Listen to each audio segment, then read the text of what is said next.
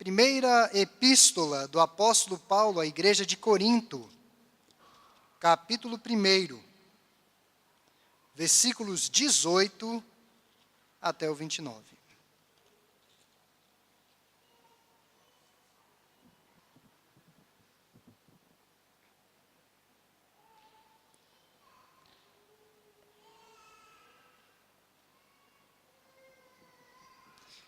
Assim diz a palavra do Senhor. Certamente, a palavra da cruz é loucura para os que se perdem, mas para nós que somos salvos, poder de Deus. Pois está escrito: destruirei a sabedoria dos sábios e aniquilarei a inteligência dos instruídos. Onde está o sábio? Onde o escriba? Onde o inquiridor deste século? Porventura não tornou Deus louca a sabedoria do mundo? Visto como na sabedoria de Deus o mundo não o conheceu, por sua própria sabedoria, aprouve a Deus salvar os que creem pela loucura da pregação.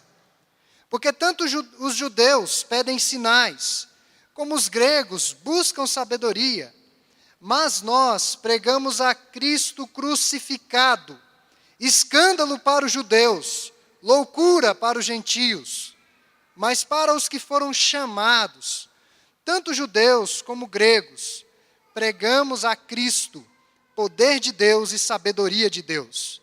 Porque a loucura de Deus é mais sábia do que os homens, e a fraqueza de Deus é mais forte do que os homens. Irmãos, reparai, pois, na vossa vocação, visto que não foram chamados muitos sábios segundo a carne, nem muitos poderosos, nem muitos de nobre nascimento. Pelo contrário, Deus escolheu as coisas loucas do mundo para envergonhar os sábios, e escolheu as coisas fracas do mundo para envergonhar as fortes.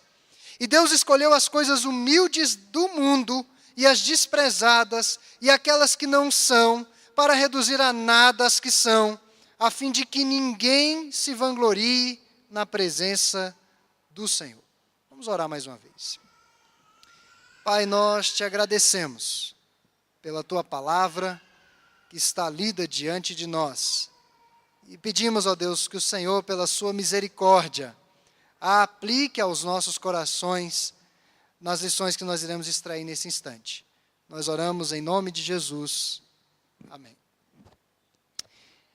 Especialmente nos últimos anos, temos ouvido quase que diariamente pelos veículos de comunicação um novo escândalo de corrupção envolvendo o cenário político nacional. É uma novidade quase que diária. Os repórteres ficam até alvoroçados sem saber exatamente qual é a prioridade de notícia em face de tantos escândalos de corrupção envolvendo os nossos políticos. Além da política, há escândalos de líderes religiosos e de celebridades.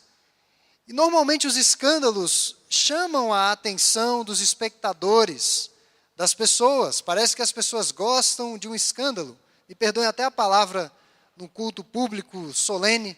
As pessoas gostam de um babado. Essa é a verdade. E está aí para que todos vejam. Na política, em meio a celebridades, no meio religioso, há tanto escândalo por aí que os humoristas do nosso país, especificamente aqueles que trabalham na TV, não conseguem encontrar dificuldades para elaborar aquelas tiradas cômicas e carregadas de ironias. Eles não têm dificuldade porque o material é vasto, é grande. E nós estamos no período de Natal. Próximo sábado, especificamente, muitas famílias irão se reunir em torno de uma mesa para uma refeição. As famílias cristãs irão evocar o nascimento de Cristo, lembrar do nascimento do Redentor, Cristo Jesus.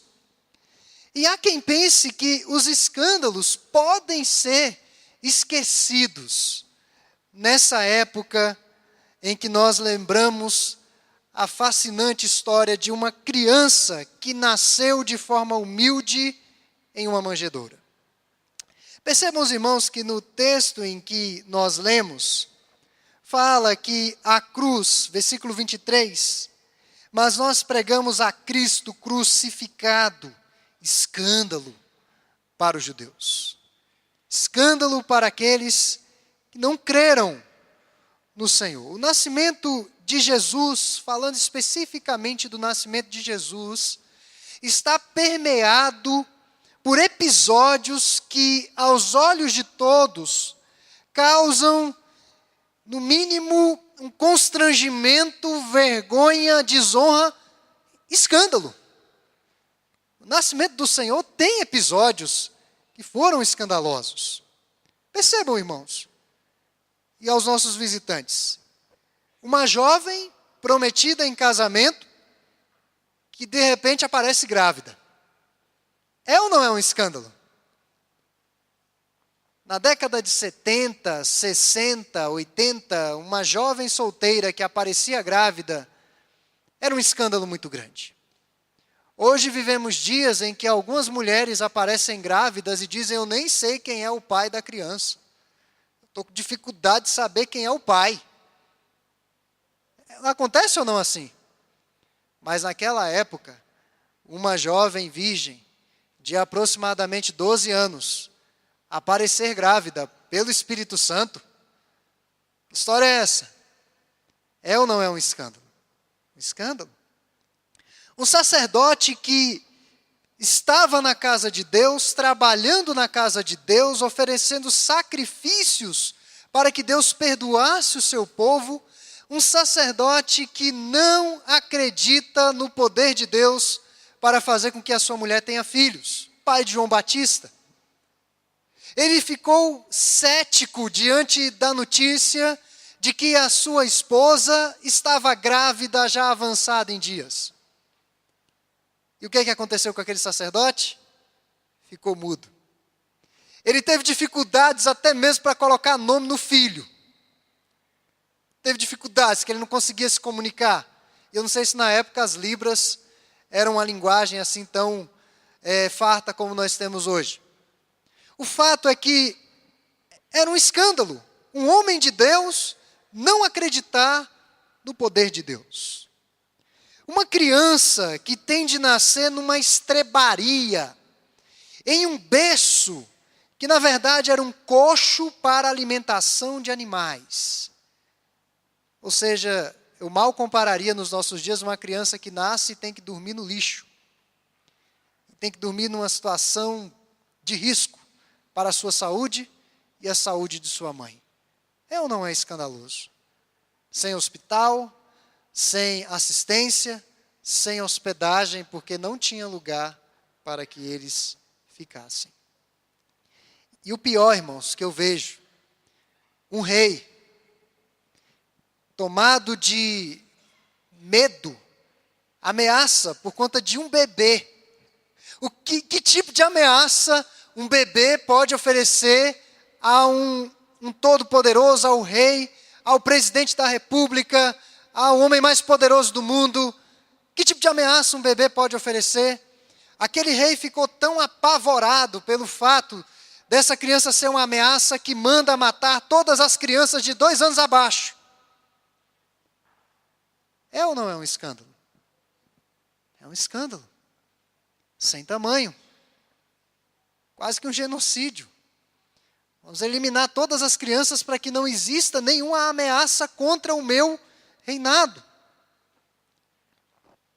Mas Deus revela a sua graça de forma misteriosa e maravilhosa. O apóstolo Paulo, nesse texto que lemos, ressalta que o evangelho parece algo ingênuo quando julgado pelos padrões da nossa sociedade. No entanto, o evangelho é a verdadeira sabedoria e o evangelho realiza maravilhas. Por meio dos escândalos do Natal, o Deus eterno tornou-se gente como nós, para nos salvar do pecado e da morte. Foi em meio a esses escândalos que a graça veio à tona para ressaltar que o poder de redenção está nas mãos de Deus. Não está no poder do Estado, não está na assistência médica, não está no controle das pessoas, mas está unicamente nas mãos do nosso Deus. E no texto que lemos, Paulo contrasta o poder do Evangelho com a fraqueza e a insuficiência da sabedoria humana. É algo que as pessoas se firmam tanto, labutam tanto, laboram tanto. É uma graduação, uma pós-graduação, um pós-doutorado, no Brasil, no exterior, tantos diplomas e tantas formações, as pessoas valorizam muito isso. E muitos tropeçam na obra de Cristo. Paulo aqui fala dos que tropeçam na obra do Senhor Jesus, especificamente a cruz, não no nascimento. Os judeus tropeçaram, os evangelhos nos informam que se aproximaram de Jesus pedindo sinais. Sinais e maravilhas. Eles queriam sinais de que aquele de fato era o Messias prometido. Meus irmãos, eu quero dizer que Cristo nunca fez sinais ou milagres para agradar a quem quer que seja. Ele não precisava provar absolutamente nada a quem quer que seja, a ninguém. Ele nunca fez sinais por causa disso. E os judeus disseram, se o Senhor fizer um sinal, nós vamos crer. Nós vamos acreditar que de fato és o Messias. Por que eles pediam sinais? Porque eles acreditavam no Messias vencedor que derrotaria os seus inimigos, que daria a eles uma vida temporal, próspera, saudável, liberta de todos os sofrimentos que um ser humano pode passar. Mas na plenitude dos tempos, Deus enviou o Messias sofredor, que nasceu humilde e precariamente em uma manjedoura. A ênfase deles eram milagres poderosos, mas a obra de Jesus era sinônimo de fraqueza. É algo que não tem poder. Como que pode o nosso Redentor estar pregado numa cruz? Sinal de derrota e de maldição. Como que pode o nosso Redentor ter um nascimento tão paupérrimo? Como que pode o nosso Redentor vir de Nazaré? Será que de Nazaré pode sair alguma coisa boa daquela cidade? Não é possível. Mas percebam o versículo 25 do texto que lemos. A fraqueza de Deus é mais poderosa do que a força dos homens. A fraqueza de Deus é muito mais poderosa do que a nossa própria força. Os gregos que são mencionados aí no texto estavam firmados na sua sabedoria. Para os gregos, a obra de Cristo era uma tolice, porque enfatizavam a gnosis no grego, que quer dizer sabedoria. A exploração do conhecimento humano, aquilo que pode ser provado na linguagem dos nossos dias cientificamente, o que pode ser percebido, sabedoria. E vejam, irmãos, mesmo no tempo áureo da filosofia greco-romana, com Sócrates, Platão, Aristóteles, isso não foi capaz ou suficiente para trazer iluminação espiritual aos homens.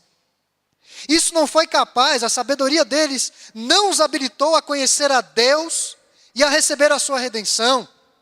Jesus Cristo é a síntese do conhecimento de Deus. Jesus Cristo é a síntese da sabedoria de Deus. Nele estão escondidos todos os tesouros da sabedoria, como diz o apóstolo Paulo em Colossenses, capítulo 2, versículo 3. É naquela frágil manjedoura, onde está aquela frágil criança, no nascimento paupérrimo, numa vida quase que anônima, mas que aos 30 anos desponta em Jerusalém, e aquele homem transforma a história do mundo, e a história daquele homem tem impactado as nossas vidas até hoje, no século 21. É por meio da história desse Cristo. A sabedoria de Deus está no Evangelho. Deus escolhe o tolo, o fraco, o humilde, o desprezado, para ressaltar o orgulho desse mundo, na tentativa de viver sem Deus, ignorando a existência de Deus. Deus escolhe as coisas fracas, as coisas que não são, para mostrar o seu poder. A excelência não está nos vasos de barro que somos nós. A excelência está no conteúdo que Deus derrama nesses vasos, o seu Evangelho. É aí que está a excelência. Ou seja, Deus evidencia, por meio da instrumentalização de pessoas que não têm nenhuma condição, a necessidade da sua graça a todos. Todos têm necessidade da graça do Senhor. E o texto nos fala que o que o mundo valoriza, o que o mundo valoriza, o que as pessoas da nossa sociedade valorizam, irmãos? Um nascimento nobre, um bom nome, um berço de ouro, o status, a posição destacada que eu ocupo, o sucesso financeiro, o reconhecimento social, na linguagem popular, poder, dinheiro e fama. É isso que as pessoas valorizam aí fora. Eu quero dizer aos irmãos que coisas como nome da família, lugar onde moramos, faculdade que cursamos, a posição social que temos são coisas absolutamente secundárias. Porque quando nós passarmos desta vida, nós não vamos levar a nossa casa, nós não vamos levar os nossos títulos, nós não vamos levar o nosso cônjuge, nós não vamos levar os nossos filhos, nós não vamos levar absolutamente nada. Nada. A excelência de uma vida que realmente vale a pena e glorifica a Deus é o Evangelho, transformando o coração, transformando a vida. Essas outras coisas, como sucesso, êxito, são resultados de uma vida transformada pelo poder do Evangelho. Elas vão ter mais sabor com o Evangelho. Sem o Evangelho, será um vazio. O mais importante é uma vida redimida e dobrada aos pés de Cristo. A celebração do Natal, de fato, tem os seus encantos e os seus mistérios. Apesar do consumismo, embora o nosso país não esteja tão animado em consumir, mas alguns ainda arriscam, mas apesar do consumismo, apesar da violência gratuita de algumas pessoas, da crise política e econômica que assola o nosso país, dos conflitos entre os povos irmãos, como o que nós vimos na Síria essa semana, a cidade de Alepo, muitas pessoas sendo exterminadas porque não concordam com o sistema religioso ou não aderiram a um sistema religioso e terrivelmente sendo executadas. Apesar de todo esse contexto conturbado, o Natal tem as suas histórias de encontros, de reencontros, de bondade, de alegria e de paz. Uma data que tem essa conotação. O Natal bíblico é o Deus eterno se revelando aos pecadores perdidos, por meio da encarnação de seu Filho Jesus Cristo. E de acordo com o reverendo John Piper, um dos expoentes pregadores estadunidenses de nossos dias, o Natal é o céu tocando a terra, o infinito se manifestando através das limitadas realidades humanas. O Natal é o céu tocando a terra, o infinito se manifestando através das limitadas realidades humanas. O amor e a graça que brotam de uma manjedoura têm ultrapassado limites de tempo, de espaço, e esse amor e graça transbordantes tem tocado corações humanos há 2 milênios. Há 2 milênios, muitas vidas têm sido transformadas pelo poder do Evangelho, por Cristo Jesus, a encarnação do Verbo. E o Verbo se fez carne e habitou entre nós, cheio de graça e de verdade, e vimos a sua glória, glória como do unigênito do Pai. Que Deus essa noite possa aplicar a sua palavra aos nossos corações. Que Deus essa noite nos desafie a olharmos para aquilo que é mais importante, a nossa redenção. Que Deus essa noite descame ou tire as escamas dos olhos daqueles que ainda estão cegos. O que havia de necessidade para que fôssemos salvos, o que era necessário já foi realizado. Cristo encarnou, o Redentor nasceu. E quando ele estava pregado naquela cruz, dentre as suas 7 frases, tem uma que me chama a atenção. Tetelestai. No grego, tetelestai. Ou seja, está consumado. Tudo que era necessário para que nós fôssemos salvos já foi realizado na obra de Cristo. Se porventura temos visitantes essa noite que não se renderam a Cristo, que não reputam a obra de Cristo como a questão mais essencial e crucial de suas vidas, querido, é isso que vale a pena viver, é por isso que vale a pena viver. E o crer ou não crer, do crer ou não crer depende o seu destino eterno. O seu destino eterno depende de crer ou não crer na obra de Cristo. A palavra de Deus diz que aqueles que não creem já estão condenados. O único remédio, o único antídoto para uma vida plena, para uma vida contente, para uma vida que agrade a Deus, para uma vida rendida aos pés de Deus, é o Evangelho de Cristo Jesus. É Cristo Jesus. Não é igreja, não é pastor, é Cristo Jesus. O Cristo que essas escrituras falam, que essa Bíblia fala. E é essa mensagem que eu quero deixar, querido, para você. O maior presente de Natal que você pode receber é o Evangelho. Não existe presente maior do que esse.